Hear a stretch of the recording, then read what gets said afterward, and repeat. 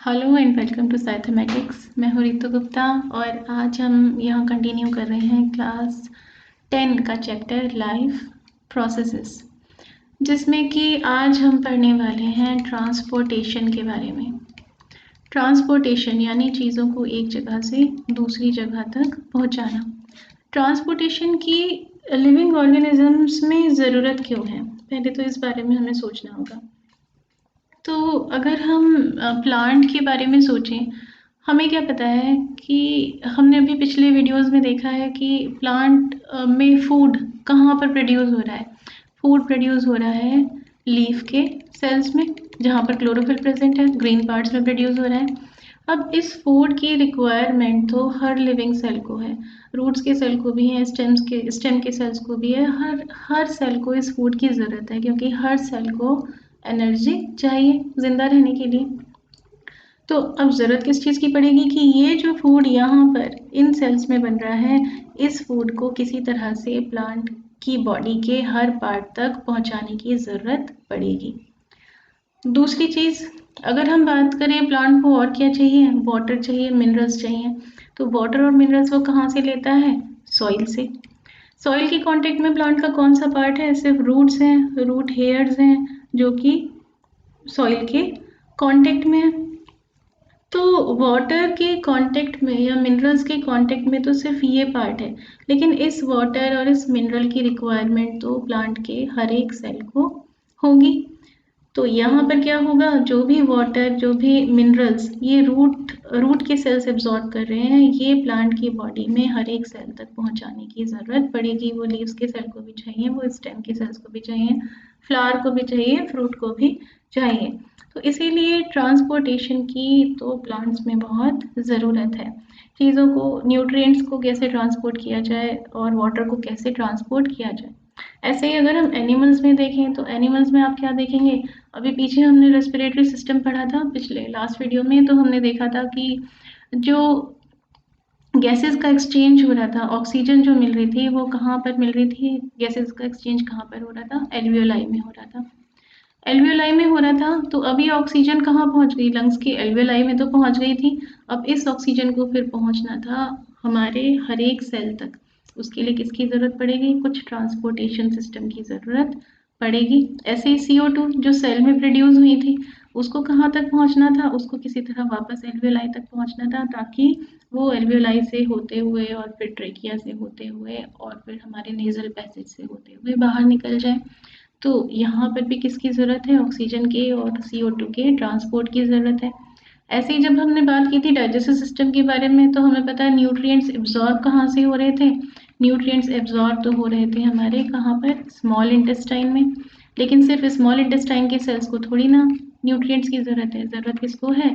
हर cell को ज़रूरत है। तो ये न्यूट्रिएंट्स कहाँ तक पहुँचाने की ज़रूरत है? ये हर एक सेल तक पहुँचाने की ज़रूरत है। तो यहाँ पर किस चीज़ की ज़रूरत पड़ेगी? हमें ज़रूरत पड़ेगी, हमारी बॉडी को ज़रूरत पड़ेगी ट्रांसपोर्टेशन की। ट्रांसपोर्ट के लिए कोई सिस्टम होना ज़रूरी है। वेस्ट मटेरियल अगर हमारे सेल्स में बन रहा है, तो वो वेस्ट मटेरियल सेल्स में रहेगा, तो सेल्स को फाइनली वो डैमेज कर देगा। तो वो वेस्ट मटेरियल भी कहाँ तक पहुँचाने की ज़रूरत है? वो वेस्ट मटेरियल भी किसी ऐसे ऑर्गन, ऐसे पार्ट तक पहुँचाने की ज़रूरत है जहाँ पर जाकर वो बॉडी से रिमूव हो सके। यानी कहाँ तक? किडनी तक पहुँचाने की ज़रूरत है। तो ये सारा जो वेस्ट मटेरियल है, इसको भी ट्रांसपोर्ट करने की ज़रूरत है। तो ट्रांसपोर्टेशन का हमारी लिविंग ऑर्गेनिजम्स में बहुत इम्पॉर्टेंट रोल है। अब सपोज कीजिए यूनिसेलुलर ऑर्गेनिज्म है, अमीबा है। अमीबा कहाँ प्रेजेंट है? वाटर के अंदर है। तो इसकी तो पूरी बॉडी एनवायरनमेंट के डायरेक्ट कांटेक्ट में है। इसको कुछ ट्रांसपोर्ट करनी है चीज़, तो इसके लिए तो बहुत आसान है, सिंपल डिफ्यूजन से ये अपने वेस्ट मटेरियल को बाहर फेंक सकता है और काम की चीज़ों को बॉडी के अंदर ले सकता है। तो यूनिसेलुलर ऑर्गेनिजम्स का तो सिंपल डिफ्यूजन से ट्रांसपोर्टेशन का काम भी हो जाता है, कोई प्रॉब्लम नहीं है। एक ही सेल है, चीज़ें इधर से उधर आराम से डिफ्यूजन से ट्रांसपोर्ट हो सकती हैं। लेकिन मल्टी सेल्यूलर ऑर्गेनिजम्स, ये अमीबा कैसा था? ये तो यूनिसेलुलर था, इसकी बॉडी सिर्फ एक ही सेल की बनी हुई थी। लेकिन मल्टी सेल्यूलर ऑर्गेनिजम्स, जैसे कि हम देख रहे हैं इन प्लांट्स को और ज़्यादातर एनिमल्स जो हमें अपने आसपास दिखाई दे रहे हैं, इंक्लूडिंग ह्यूमन बींग्स, तो मल्टी सेलुलर ऑर्गेनिजम्स में हमें पता है कि हर सेल एनवायरनमेंट के डायरेक्ट कांटेक्ट में तो होता नहीं है, तो यहाँ पर अगर चीज़ों को ट्रांसपोर्ट करने की ज़रूरत है तो उसके लिए भी किसी पर्टिकुलर सिस्टम की ज़रूरत पड़ेगी। तो मल्टी सेलुलर ऑर्गेनिजम्स में क्या होता है, यहाँ होता है डिवीज़न ऑफ लेबर। हर एक सेल हर एक काम नहीं करता। कुछ स्पेशल ग्रुप ऑफ सेल्स हैं, ग्रुप ऑफ सेल्स जिनको हम टिश्यूज़ कहते हैं। वो टिश्यूज़ कोई एक पर्टिकुलर तरह का काम परफॉर्म करते हैं। तो कुछ ऐसे टिश्यूज़ होते हैं और टिश्यूज़ मिलकर ऑर्गन या ऑर्गन सिस्टम्स बनाते हैं जो मिलकर कोई एक तरह का काम परफॉर्म कर रहा है। तो हम क्या देखेंगे कि मल्टी सेलुलर एनिमल्स में, मल्टी सेलुलर प्लांट्स में ये जो ट्रांसपोर्ट का काम है ये भी कुछ टिश्यूज़ ने या कुछ ऑर्गन सिस्टम्स ने लिया हुआ है। कुछ पर्टिकुलर टिश्यूज़ ऐसे हैं जो ट्रांसपोर्ट का काम प्लांट्स में कर रहे हैं, कुछ पर्टिकुलर ऑर्गन सिस्टम ऐसा है जो ट्रांसपोर्ट का काम एनिमल्स में कर रहा है। तो इस वीडियो में आज हम क्या पढ़ने वाले हैं, आज हम पढ़ने वाले हैं प्लांट्स में ट्रांसपोर्ट कैसे कैसे हो रहा है, कौन से वो टिश्यूज़ हैं जो प्लांट्स में ट्रांसपोर्ट के लिए रिस्पॉन्सिबल है। और ट्रांसपोर्ट किस चीज़ का होना है प्लांट में, एक तो वाटर का ट्रांसपोर्ट होना है और दूसरा वाटर के साथ ही साथ न्यूट्रिएंट्स का भी, मिनरल्स कह देते हैं इसको, न्यूट्रिएंट्स से भी ज़्यादा ही रहेगा अच्छा। वाटर प्लस मिनरल्स का ट्रांसपोर्ट हो रहा है और साथ में किसका ट्रांसपोर्ट होने की ज़रूरत है, फूड का ट्रांसपोर्ट करने की भी प्लांट को ज़रूरत है। तो हम देखेंगे कि प्लांट्स में वाटर मिनरल्स का ट्रांसपोर्ट कैसे होता है और फूड का ट्रांसपोर्ट कैसे होता है। अब अगर हम बात करें ट्रांसपोर्ट प्लांट्स में कैसे हो रहा है, इसके बारे में आप पिछली क्लास में 9th क्लास में भी पढ़ चुके हैं। तो आपने पढ़े थे कॉम्प्लेक्स परमानेंट टिश्यूज़, कौन कौन से, जाइलम एंड फ्लोएम। और अगर आपको याद होगा आपने 9th में पढ़ा था जाइलम का काम क्या होता है, कंडक्शन ऑफ वाटर, वाटर को इधर से उधर तक लेकर जाना। तो conduction of water and minerals ये काम किसका है, जाइलम का। और ऐसे ही आपने पढ़ा था फ्लोएम का काम क्या है, ट्रांसलोकेशन ऑफ फूड, फूड को एक जगह से दूसरी जगह तक लेकर जाना। तो ये जाइलम और फ्लोएम जिसकी हम बात कर रहे हैं ये क्या है, ये है complex permanent tissue, complex permanent tissue. Xylem एक ऐसा कॉम्प्लेक्स परमानेंट टिश्यू है जिसका काम है conduction of water and minerals. Complex permanent tissue अगर आपको याद होगा तो परमानेंट टिश्यूज़ वो टिश्यूज़ होते हैं जिनके सेल्स अब डिवाइड करने की कैपेसिटी को लूज कर चुके हैं, इनके सेल्स अब फर्दर डिवाइड नहीं हो सकते, ये हो चुके हैं डिफ्रेंशिएट हो चुके हैं, यानी एक पर्टिकुलर शेप ये ले चुके हैं और एक पर्टिकुलर फंक्शन इनको असाइन हो चुका है। कॉम्प्लेक्स का मतलब क्या था कि ये एक से ज़्यादा तरह के सेल्स के बने हुए हैं। अगर आपको याद होगा आपने 9th में पढ़ा था पेरेन्काइमा, कोलेनकाइमा, स्क्लेरेन्काइमा, ये क्या थे, सिंपल परमानेंट टिश्यूज। सिंपल यानी एक ही तरह के सेल्स के बने हुए, सारे पेरेन्काइमा, पूरा पेरेन्काइमा टिश्यू एक ही तरह के सेल्स का बना था, पूरा कोलेनकाइमा टिश्यू एक ही तरह के सेल्स का बना था। लेकिन जाइलम और फ्लोएम है कॉम्प्लेक्स परमानेंट टिश्यूज, यानी ये एक से ज़्यादा तरह के सेल्स से बने होते हैं, एक से ज़्यादा टाइप ऑफ सेल्स के ये बने हुए होते हैं। तो ये जो जाइलम है कॉम्प्लेक्स परमानेंट टिश्यू, ये डिफरेंट टाइप्स ऑफ सेल्स का बना हुआ है। उन डिफरेंट टाइप्स ऑफ सेल्स को हमने डिफरेंट नाम दे रखे हैं। तो कुछ सेल्स हैं जिन्हें हम बोलते हैं वेसल्स।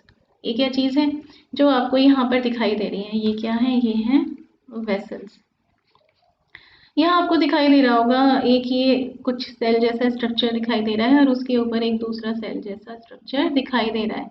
तो ये वेसल्स कैसे बनी हुई हैं, ये सेल्स कुछ ब्रॉड सेल्स हैं, चौड़े चौड़े से सेल्स हैं जो एक के ऊपर एक अरेंज्ड है, एक के ऊपर एक अरेंज्ड है, ठीक है। और स्पेशल बात इनमें क्या है कि एक सेल और दूसरी सेल के बीच में जो ये सेल वॉल प्रेजेंट थी, ये सेल वॉल कैसी हो गई है, ये सेल वॉल हो गई है डिसॉल्व, ये सेल वॉल हो गई है डिसॉल्व्ड सेल वॉल। अगर ये सेल वॉल डिसॉल्व हो गई तो उससे क्या फ़ायदा हुआ कि यहाँ से चीज़ें इस सेल तक या ऊपर वाले सेल से चीज़ें नीचे वाले सेल तक आराम से जा सकती हैं। जैसे आपको यहाँ दिखाई दे रहा है सेल वॉल, दो सेल के बीच की सेल वॉल बीच में से डिसॉल्व हो चुकी है, तो यहाँ पर चीज़ों के ट्रांसपोर्ट के लिए जगह बन गई है। दूसरा आपको क्या दिखाई दे रहा है, ये जो आपको छोटे छोटे से पोर्स जैसे स्ट्रक्चर दिखाई दे रहे हैं जिन्हें हम कहते हैं पिट्स। पिट्स ऐसी जगह हैं जहाँ पर जो सेल वॉल है वो लेस थिकेंड है, बहुत कम थिक है, पतली सी सेल वॉल प्रेजेंट है सिर्फ, तो इनके थ्रू भी चीज़ों का डिफ्यूज़न हो सकता है। ये जो पिट्स हैं इनके आर पार भी चीज़ें इधर से उधर जा सकती हैं। तो वेसल्स क्या है, इस तरह के ब्रॉड सेल्स हैं जो एक के ऊपर एक कॉलम में अरेंज्ड हैं। ब्रॉड सेल्स हैं, चौड़े चौड़े से सेल्स हैं, और कैसे अरेंज्ड हैं, ये अरेंज्ड इन कॉलम्स, एक के ऊपर एक अरेंज्ड हैं कॉलम्स में, ऐसे लंबे लंबे कॉलम्स में ये अरेंज्ड हैं। काम, ये कैसे सेल्स हैं, अब ये सेल्स डेड सेल्स हैं, इनमें कोई प्रोटोप्लाज्म प्रेजेंट नहीं है। तो जाइलम वेसल्स कैसी होती हैं, डेड सेल्स हैं, इसके अंदर ना कोई न्यूक्लियस है, ना कोई सेल ऑर्गेनल्स है, ना कोई प्रोटोप्लाज्म प्रेजेंट है।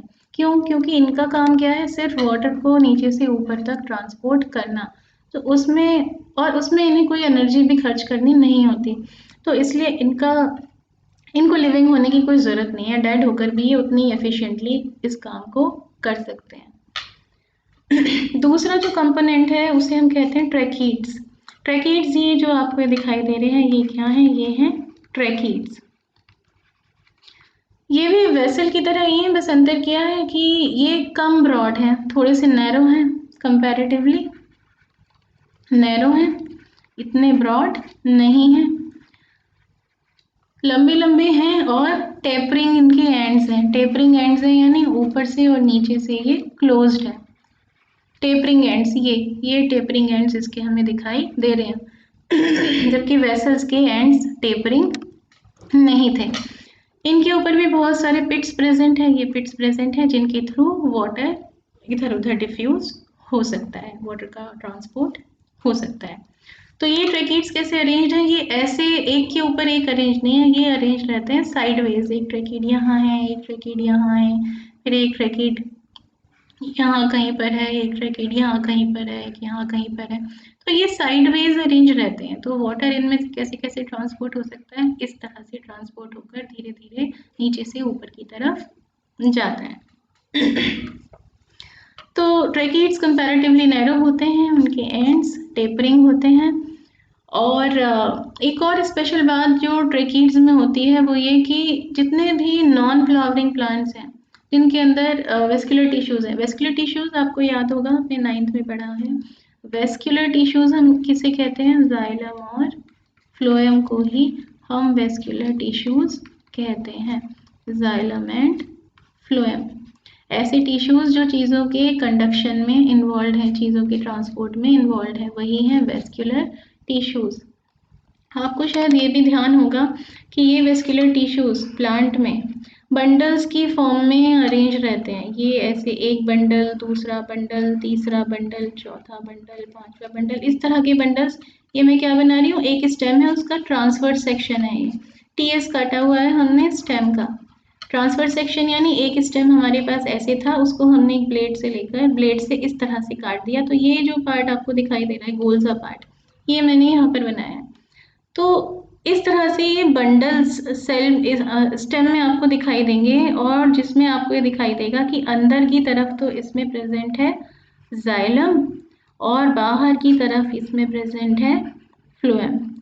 तो ये जो बंडल्स हैं जो किसके बने हुए हैं, वेस्कुलर टिश्यूज के, उन्हीं बंडल्स को हम कहते हैं वेस्कुलर बंडल्स, वेस्कुलर बंडल्स। तो ये जितना भी कंडक्टिंग टिश्यू है प्लांट्स में, ये किस फॉर्म में अरेंज है, वेस्कुलर बंडल्स की फॉर्म में प्रेजेंट है, जिसमें अंदर की तरफ जाइलम होता है और बाहर की तरफ फ्लोएम होता है। जाइलम जो काम करता है transport of water and minerals का। तो यहाँ पे एक और स्पेशल बात क्या है कि जितने भी नॉन फ्लावरिंग प्लांट्स हैं जिनके अंदर वेस्कुलर टिश्यूज प्रेजेंट हैं, कौन कौन से, टेरिडोफाइट्स एंड जिम्नोस्पर्म्स, तो इनमें तो सिर्फ और सिर्फ ट्रैकीड्स ही प्रेजेंट रहती हैं। ट्रैकीड्स किस किस में प्रेजेंट है, टेरिडोफाइट्स में एंड जिम्नोस्पर्म्स में, जिम्नोस्पर्म्स में। लेकिन जो एंजियोस्पर्म्स हैं उनमें वेसल्स भी प्रेजेंट होती हैं, ये प्रेजेंट है किसमें, प्रेजेंट इन एंजियोस्पर्म्स। तो जब हम बायो में किसी भी चीज़ के बारे में बात करते हैं कि इसमें ऐसा होता है, इसमें ऐसा होता है, तो वो हमेशा कभी भी स्ट्रिक्टली नहीं होता, हमेशा कुछ ना कुछ एक्सेप्शन उसमें प्रेजेंट रहते हैं। तो जैसे हम कह रहे हैं कि टेरिडोफाइट्स और जिम्नोस्पर्म्स में ट्रैकीड से ही वाटर का कंडक्शन होता है, इसका मतलब ये नहीं है कि हर टेरिडोफाइट और जिम्नोस्पर्म में सिर्फ ट्रैकीड से ही वाटर का कंडक्शन होता होगा। कोई ना कोई एक्सेप्शन आपको इसमें ऐसा मिल जाएगा जिसमें वेसल प्रेजेंट होगी। ऐसे एंजियोस्पर्म्स में हम कह रहे हैं वेसल्स भी प्रेजेंट हैं और ट्रैकीड्स भी प्रेजेंट है, लेकिन कोई एंजियोस्पर्म आपको ऐसा भी मिल जाएगा जिसमें वेसल प्रेजेंट नहीं होंगी। तो वो एक्सेप्शन हर जगह है, उस एक्सेप्शन को हम यहाँ पर इग्नोर करके चल रहे हैं। तो एंजियोस्पर्म्स में क्या क्या प्रेजेंट्स हैं? ट्रैकीड्स भी प्रेजेंट्स हैं एंड वेसल्स भी प्रेजेंट्स हैं। Tracheids and vessels both are present in angiosperms. लेकिन टेरिडोफाइट्स और जिम्नोस्पर्म्स में क्या प्रेजेंट है? Only tracheids are present for conduction of water. ठीक है, तो ट्रैकीड से वाटर का कंडक्शन उतना एफिशिएंटली नहीं हो पाता जितना एफिशिएंटली वाटर का कंडक्शन वेसल से हो सकता है, क्योंकि वेसल कैसी हैं? जैसे मोटी मोटी पाइप्स हैं, पाइप्स लगी हुई हैं प्लांट के अंदर, तो उनसे इजीली वाटर ट्रांसपोर्ट हो जाता है। तीसरा जो जाइलम का कंपोनेंट है वो है जाइलम फाइबर्स। फाइबर्स वर्ड यहाँ जहाँ पर भी आ गया, इसका मतलब वो किसका बना हुआ है? वो चीज़ बनी हुई है स्केलेरन काइमा की। स्केलेरन काइमा, स्केलेरन काइमा यानी ये कौन सा टिश्यू है जो बना होता है डेड सेल्स का? आपको याद होगा, आपने 9th में ये भी पढ़ा है। डेड सेल्स का बना होता है, इसकी सेल वॉल जो है वो थिकेंड होती है और लिग्निन की बनी हुई होती है। तो जाइलम फाइबर, ये जो आपको यहाँ दिखाई दे रहा है, ये क्या है? ये है जाइलम फाइबर। स्केलेरन काइमा का बना हुआ है, ये डेड सेल्स हैं और इनकी सेल वॉल बहुत थिक है। काम क्या है स्केलेरन काइमा का? सपोर्ट प्रोवाइड करना, to provide strength and support, to provide strength and support. ठीक है, ये जो ट्रैकीड्स के बारे में हमने बात की थी, ये भी कैसे सेल्स हैं? ये भी डेड सेल्स का ही बना हुआ, ये भी डेड सेल्स हैं। स्केलेरन काइमा भी डेड सेल्स हैं और जाइलम वेसल्स भी डेड सेल्स हैं। जाइलम के अंदर सिर्फ एक तरह के लिविंग सेल्स प्रेजेंट हैं जिन्हें हम कहते हैं जाइलम पैरेनकाइमा। ये जो बना हुआ है ये है जाइलम पैरेनकाइमा। जाइलम पैरेनकाइमा, ये कैसे सेल्स हैं? ये हैं हमारे जाइलम के लिविंग सेल्स। काम इनका क्या है? वही काम है जो पैरेनकाइमा नॉर्मली करता है। तो एक तो पैरेनकाइमा का काम हर जगह क्या होता है? स्टोरेज तो होता ही है, और दूसरा इनका काम है लेटरल कंडक्शन ऑफ वाटर या sideways conduction of water. Water को वेसल्स और ट्रैकीड्स तो कहाँ ले जा रही है? नीचे से ऊपर, लेकिन थोड़ा बहुत तो इधर उधर की सेल्स को भी पानी की ज़रूरत है। तो वो जो इधर उधर की सेल्स में पानी जा रहा है वो किसके थ्रू जा रहा है? वो जाइलम पैरेनकाइमा के थ्रू जा रहा है। तो यहाँ पर क्या हो रहा है? लेटरल कंडक्शन ऑफ वाटर या sideways conduction of water. Side में जो वाटर मूव कर रहा है वो जाइलम पैरेनकाइमा के थ्रू मूव कर रहा है, जो कि जाइलम के ओनली लिविंग सेल्स है। ठीक है, तो वाटर मिनरल का ट्रांसपोर्ट प्लांट्स में हो रहा है जाइलम टिश्यू की हेल्प से, जो कि है कॉम्प्लेक्स परमानेंट टिश्यू। कई तरह के सेल्स का ये बना हुआ है। एक सेल्स हैं जाइलम वेसल्स, डेड सेल्स हैं, ब्रॉड हैं, कॉलम्स में अरेंज्ड हैं। बीच की दो सेल्स के बीच की वॉल डिसॉल्व हो चुकी है, जिसकी वजह से वाटर ऊपर से नीचे से ऊपर आराम से ट्रेवल कर सकता है। दूसरे हैं ट्रैकीड्स। ट्रैकीड्स टेपरिंग एंड वाले सेल्स हैं। ये कॉलम्स में अरेंज नहीं है, ये साइडवेज अरेंज्ड है। और जितने भी non flowering plants, vascular plants हैं, जैसे टेरिडोफाइट्स एंड जिम्नोस्पर्म्स, इनमें वाटर का पूरा कंडक्शन ट्रैकीड से ही हो रहा है। जबकि फ्लावरिंग प्लांट्स में वाटर का कंडक्शन ट्रैकीड से भी हो रहा है और वेसल से भी हो रहा है। जाइलम फाइबर्स ये स्केलेरनकाइमा के सेल्स हैं और स्केलेरनकाइमा टिश्यू का बना हुआ है। डेड सेल्स हैं, सपोर्ट प्रोवाइड करने का काम करते हैं। और जाइलम पैरेनकाइमा जो कि ओनली लिविंग सेल्स हैं जाइलम के, इनका काम है स्टोरेज और lateral conduction of water, water का साइडवेज कंडक्शन। ठीक है, अब हम देखते हैं कि ये जो वाटर है ये नीचे से ऊपर तक प्लांट में जा कैसे रहा है। एक बात तो आपको कॉमन सेंस से ही समझ में आ रही होगी कि वाटर का जो ट्रांसपोर्ट होगा वो हमेशा कैसा होगा? Uni directional. यूनी डायरेक्शनल यानी सिर्फ एक ही डायरेक्शन में होगा।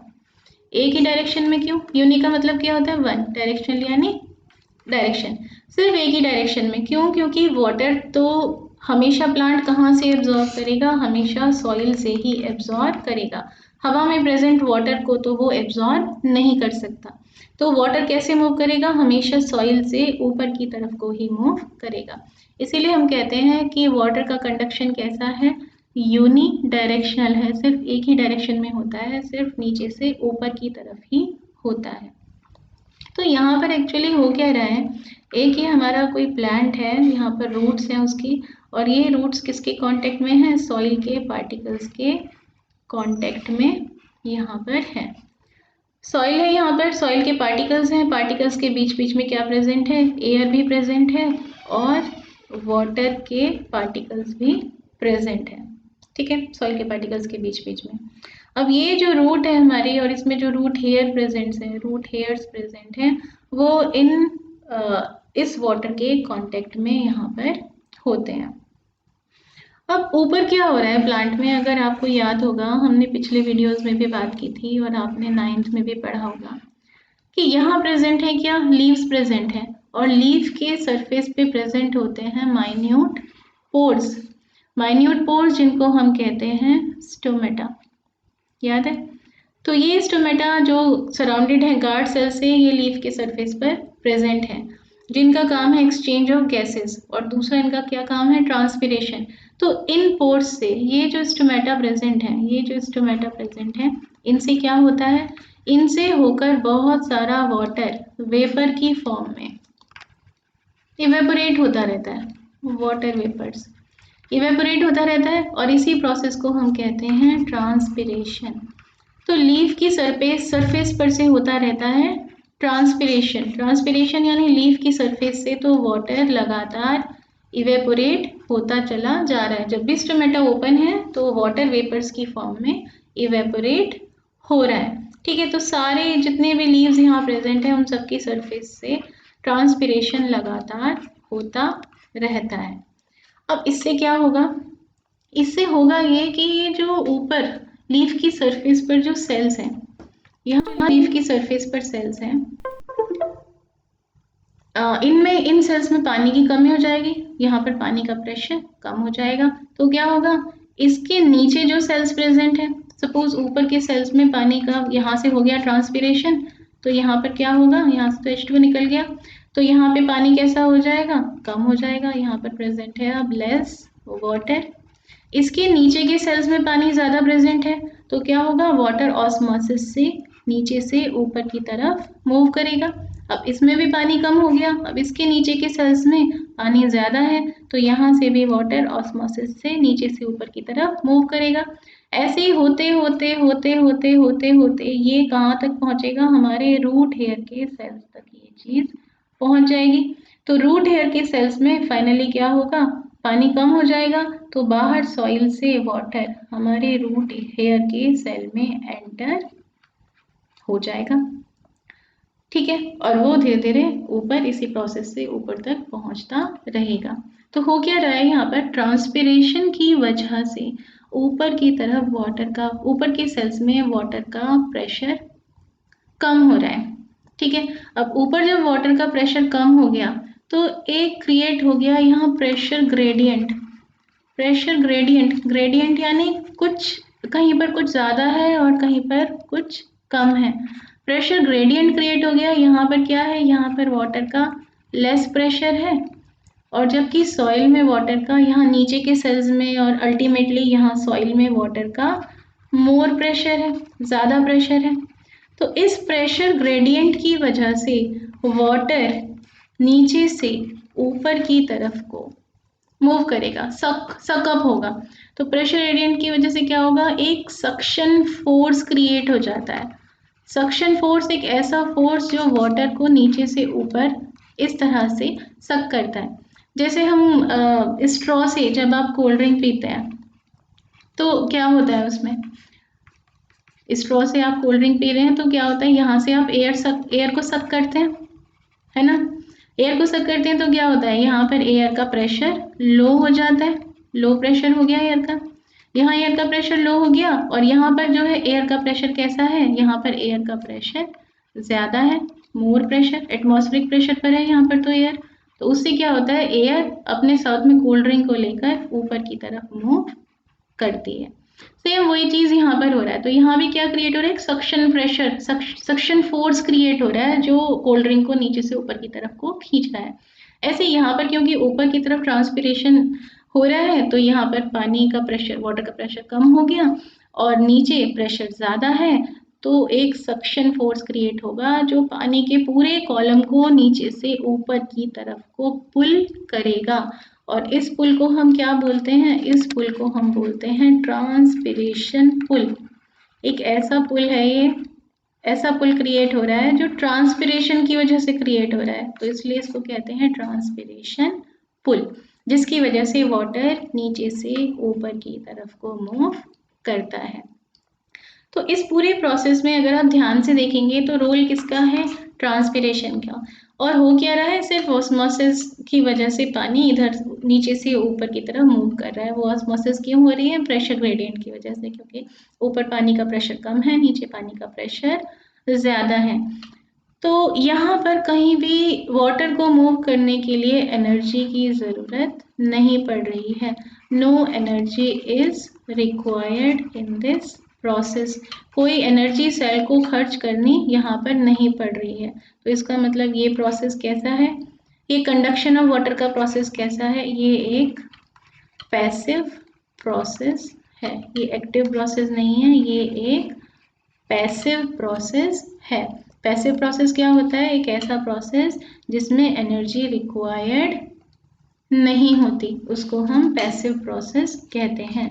तो वाटर के ट्रांसपोर्ट में प्लांट को कोई एनर्जी स्पेंड करनी नहीं पड़ती।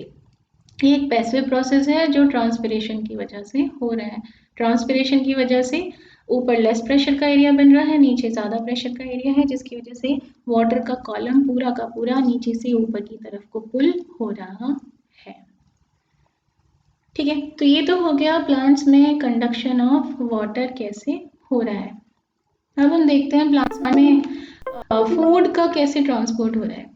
तो transport of food in plants, इसी का दूसरा नाम और क्या है, ट्रांसलोकेशन। तो इसे हम क्या कह सकते हैं, ट्रांसलोकेशन ऑफ फूड, फूड का ट्रांसलोकेशन यानी फूड का ट्रांसपोर्ट। ये भी, इसके लिए भी प्लांट में एक स्पेशल टिश्यू प्रेजेंट है जिसको कहते हैं फ्लोएम। ये फ्लोएम भी एक कॉम्प्लेक्स परमानेंट टिश्यू है, complex permanent tissue. Permanent tissue यानी जो अपने फर्दर डिवाइड होने की, जिसके सेल्स फर्दर डिवाइड होने की कैपेसिटी लूज कर चुके हैं और जिनका कुछ फिक्स्ड फंक्शन, जिनको कुछ असाइन हो चुका है। कॉम्प्लेक्स यानी जो एक से ज़्यादा तरह के सेल्स से मिलकर बना हुआ है। कॉम्प्लेक्स परमानेंट टिश्यू है। ट्रांसलोकेशन ऑफ फूड में इसका रोल है। फूड बना कहाँ पर हुआ है, फूड बना हुआ है लीफ में। लीफ से फूड को कहाँ जाने की ज़रूरत है, लीफ से ज़रूरत है डिफरेंट पार्ट्स में फूड को डिफरेंट सेल्स तक जाने की ज़रूरत है। या फिर और दूसरी चीज़, सपोज कोई प्लांट है जिसमें रूट या स्टेम में फूड यहाँ पर स्टोर्ड है, उसकी रूट में या स्टेम में फूड स्टोर्ड है और उस प्लांट पर हो रही है फ्लावरिंग। फ्लावरिंग हो रही है, यहाँ पर फ्लावर्स लग रहे हैं, फ्लावर बर्ड्स लग रहे हैं, फ्लावर्स बनने शुरू हो रहे हैं या फ्रूट्स बनने शुरू हो रहे हैं। तो ऐसे में क्या होगा, यहाँ पर एक्टिविटी ज़्यादा होगी, यहाँ पर ज़्यादा रिएक्शंस हो रही हैं, यहाँ ज़्यादा रिएक्शन हो रही है, यानी इस जगह को ज़्यादा एनर्जी की ज़रूरत है। उस टाइम पर फूड कहाँ से कहाँ तक मूव होगा, ये स्टोर्ड पार्ट, जो भी स्टोरेज वाला ऑर्गन है वहाँ से फूड मूव होगा इस पार्ट की तरफ जहाँ पर बर्ड्स प्रेजेंट हैं। तो आप क्या देखोगे, फूड हो सकता है लीफ से डिफरेंट सेल्स में जा रहा है, लीफ से नीचे की तरफ जा रहा है, या हो सकता है जहाँ पर भी फूड स्टोर्ड है, यहाँ पर फूड का स्टोर प्रेजेंट है, वहाँ से कहाँ जा रहा है, वो ऊपर वहाँ जा रहा है जहाँ पे बर्ड्स बन रहे हैं, जहाँ पे फ्लावर्स बन रहे हैं, जहाँ पे फ्रूट्स बन रहे हैं।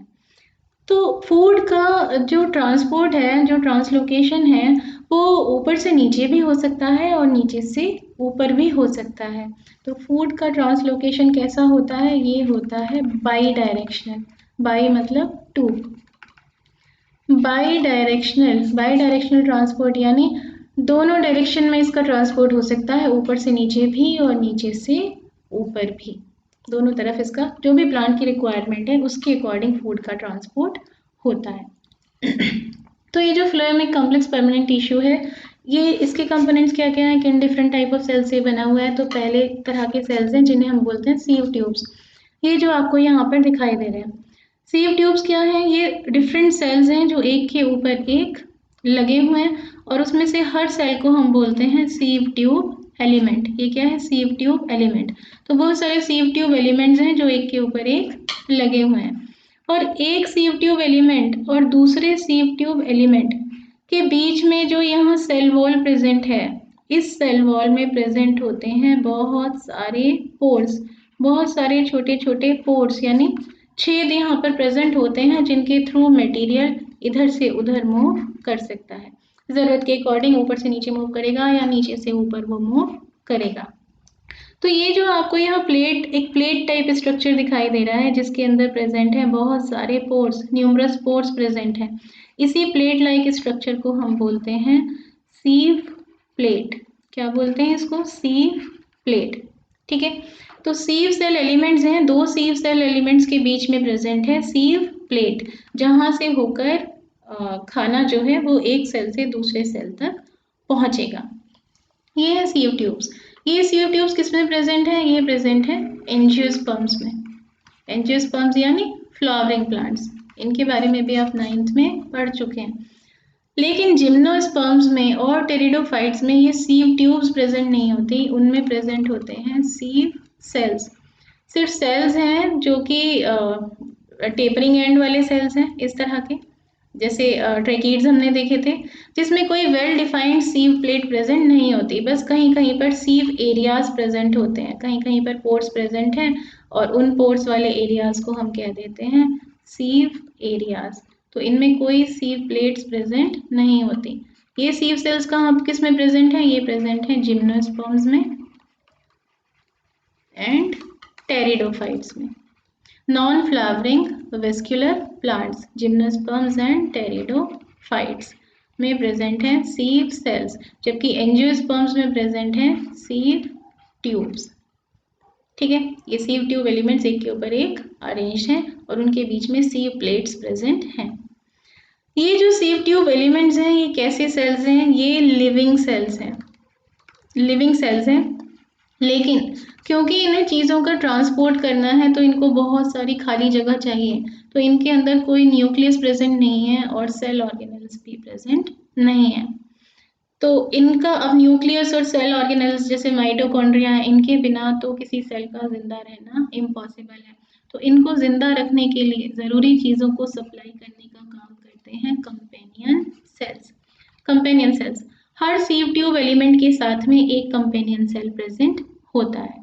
ठीक है, तो ये एक सीव ट्यूब एलिमेंट है तो इसके साथ में कंपेनियन सेल है, ये ऊपर वाला सीव ट्यूब एलिमेंट है तो उसके साथ में एक कंपेनियन सेल है और ये companion cell sieve tube elements की रिक्वायरमेंट्स को पूरा करता है। सीव ट्यूब एलिमेंट्स की रिक्वायरमेंट्स को ये पूरा करता है। Requirements of sieve tube elements, इन्हें पूरा करना काम है कंपेनियन सेल्स का। तो कंपेनियन सेल्स के पास तो न्यूक्लियस भी है और सारे सेल ऑर्गेनल्स भी हैं, तो ये ज़रूरी रिएक्शंस इसके अंदर हो सकती हैं, एनर्जी ये प्रोड्यूस कर सकता है और वही एनर्जी ये सीव ट्यूब एलिमेंट्स को प्रोवाइड करता है ताकि सीव ट्यूब एलिमेंट्स जिंदा रह सकें, क्योंकि सीव ट्यूब एलिमेंट्स के अंदर अपना कोई न्यूक्लियस नहीं होता, ना ही कोई सेल ऑर्गेनल्स प्रेजेंट होते हैं, ताकि इसमें बहुत सारी खाली जगह हो, उससे प्रोटोप्लाज्म प्रेजेंट हो, बहुत सारी और खाली जगह हो जिससे ये ज़्यादा खाने को इधर से उधर ट्रांसपोर्ट कर सके। तो कंपेनियन सेल्स का काम है सीव ट्यूब एलिमेंट्स को जिंदा रखना, उनकी ज़रूरतों को पूरा करना। तो क्या कर रहे हैं ये, to fulfil requirements of sieve tube elements. तीसरी तरह के आते हैं सेल, कंपेनियन सेल्स भी ऑब्वियसली न्यूक्लियस प्रेजेंट है, प्रोटोप्लाज्म प्रेजेंट है, तो ये भी कैसे सेल्स हैं, ये भी लिविंग सेल्स हैं और सीव ट्यूब्स भी लिविंग सेल्स हैं। फिर आते हैं तीसरी तरह के cells, phloem parenchyma. Phloem parenchyma same वैसे ही जैसे पैरेन्काइमा सेल्स होते हैं ऐसे सेल्स इसमें भी प्रेजेंट हैं इनका काम क्या है? वही दो काम है इनके, एक तो स्टोरेज का काम हर पैरेन्काइमा कर ही रहा है, और दूसरा इसका काम है lateral translocation of food. Lateral translocation of food, food का लेटरल डायरेक्शन में, साइडवेज डायरेक्शन में ट्रांसपोर्ट करना, साइडवेज डायरेक्शन में फूड का ट्रांसपोर्ट करना, वो है पैरेन्काइमा का काम।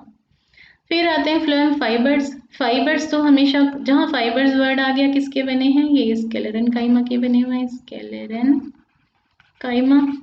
और स्केलेरेन्काइमा यानी कैसे सेल्स प्रेजेंट है? ये यहाँ पर प्रेजेंट है डेड सेल्स। तो ये फ्लोएम फाइबर्स फ्लोएम का ओनली डेड कंपोनेंट है। बाकी आप देखेंगे तीनों कंपोनेंट कैसे हैं? लिविंग। सीव ट्यूब्स भी, सीव ट्यूब एलिमेंट्स भी लिविंग सेल्स हैं, कंपेनियन सेल्स भी लिविंग सेल्स हैं, और फ्लोएम पैरेन्काइमा भी लिविंग सेल्स हैं। सिर्फ फ्लोएम फाइबर्स ही डेड सेल्स के बने हुए होते हैं। और काम क्या है इनका? To provide strength and support, to provide support and strength, यही इनका काम होता है। तो ये तो हो गया फ्लोएम का स्ट्रक्चर। फ्लोएम क्या है? एक कॉम्प्लेक्स परमानेंट टिश्यू है जिसमें हो रहा है ट्रांसलोकेशन ऑफ फूड, और ये translocation of food by directional है। प्लांट की रिक्वायरमेंट के अकॉर्डिंग ये ऊपर से नीचे भी हो सकता है और नीचे से ऊपर की तरफ भी हो सकता है। सीव ट्यूब्स इसके कंपोनेंट्स हैं, sieve tubes, companion cells, phloem parenchyma, phloem fibres. इसमें से सीव ट्यूब्स, कंपेनियन सेल्स और फ्लोएम पैरेन्काइमा लिविंग हैं, जबकि फ्लोएम फाइबर्स डेड हैं।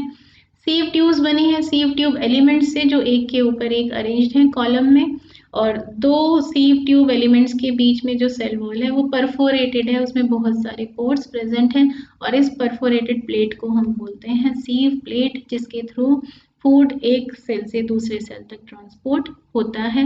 इनके पास खुद का न्यूक्लियस और खुद के सेल ऑर्गेनल्स नहीं होते, इसलिए इनकी ज़रूरतों को पूरा करता है कंपेनियन सेल।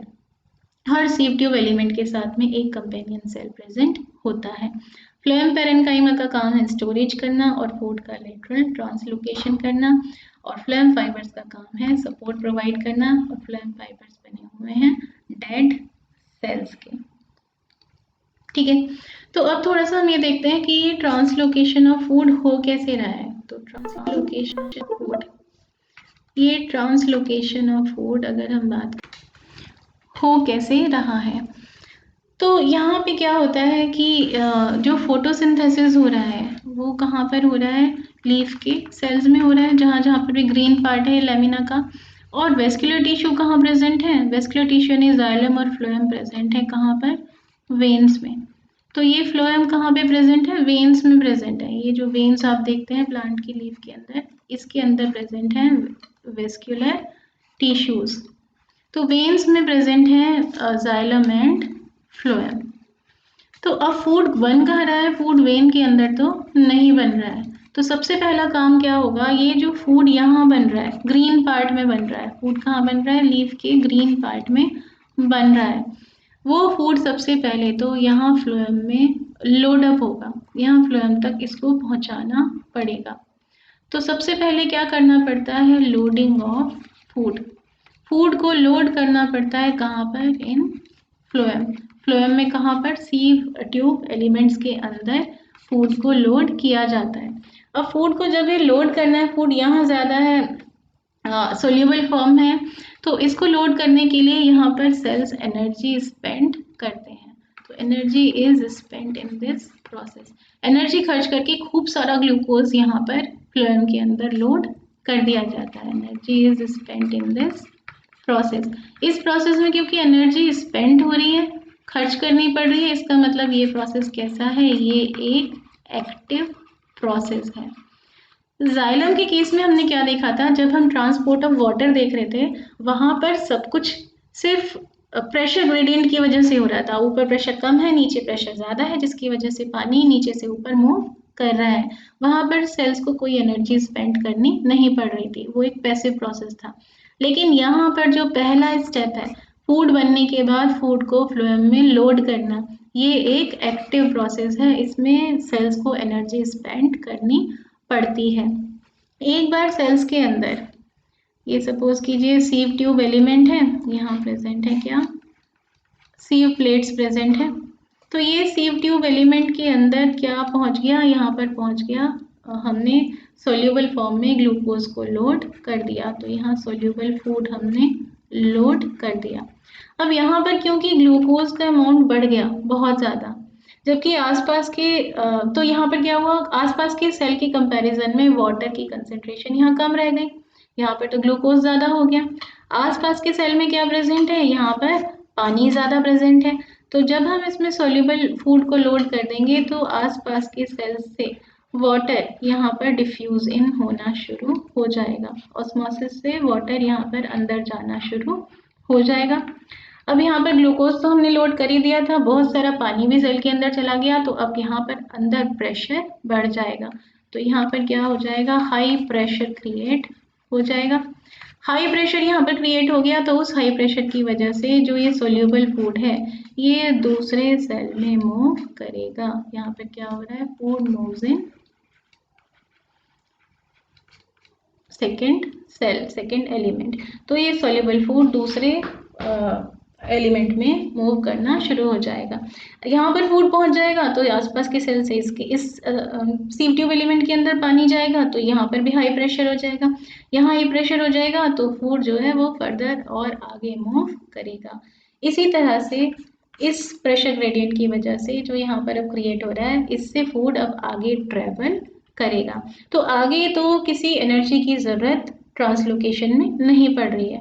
आगे तो कैसे हो रहा है, सिंपल ऑस्मोटिक प्रेशर की वजह से हो रहा है कि कहाँ पर प्रेशर ज़्यादा है, कहाँ पर प्रेशर कम है, उसके अकॉर्डिंग फूड ज़्यादा प्रेशर वाले सेल से कम प्रेशर वाले सेल में जा रहा है।